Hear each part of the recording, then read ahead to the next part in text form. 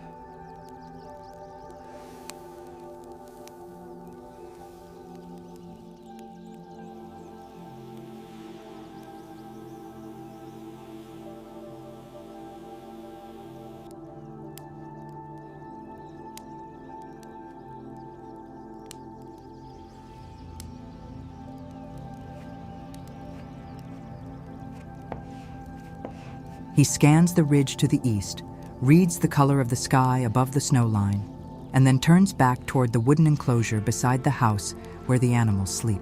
Spring is a careful season here. It is not the gentle arrival that people in lower places know. In this valley, spring is a negotiation, a slow argument between ice and earth, cold and warmth, scarcity, and the first small promises of abundance. The family has survived the winter on stored grain, dried meat, and the milk of their animals, but the stores are low now. The timing of the spring hunt matters enormously. The yak is the center of life in this place. The family keeps several, and these animals move with a kind of heavy patience that suits the landscape. Their thick coats are built for cold that would be dangerous to most other creatures. They are not pets, and they are not quite livestock in the ordinary sense. They are partners in survival, and every part of them is used. Their milk, their wool, their strength when carrying loads across difficult terrain, and, on occasions of necessity, their meat. Today is such an occasion. One of the older animals, a male that has carried loads for many seasons, will be prepared for the family and their neighbors, who will come from farther up the valley by midday. The preparation begins in the cold. The carcass is handled carefully, with the kind of practiced efficiency that comes from a tradition much older than any single person. The father and his eldest son work together, their hands moving with confidence, even in the freezing air.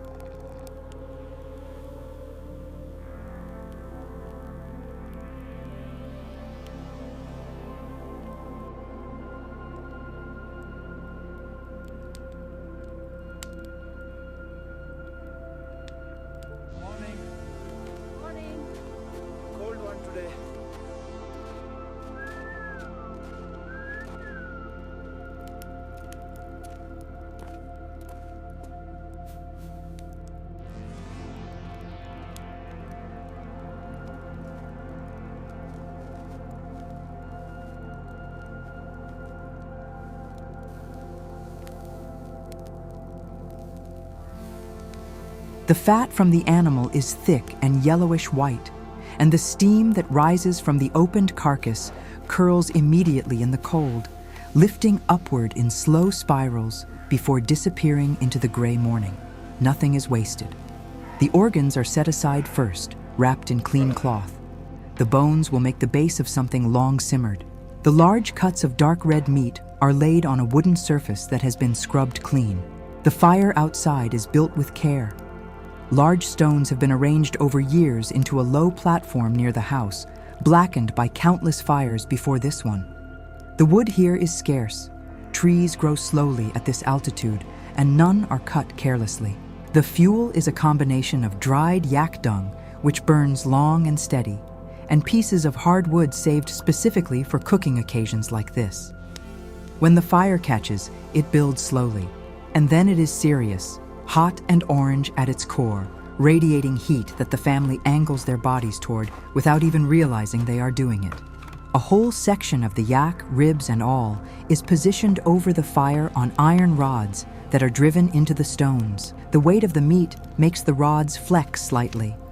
As the heat reaches it, the surface of the meat begins to change, first drying, then darkening, then producing a sound that is deeply satisfying in the cold air. A low, steady sizzling that builds as the fat begins to run. The fat hits the fire, and the flames jump briefly, then settle. The smell travels immediately. It is the smell of something essential, something that the body recognizes before the mind does. Protein and fat and smoke and heat. All of it concentrated and made urgent by the cold surrounding it. Inside, the grandmother and the mother have been working since early morning on the noodles.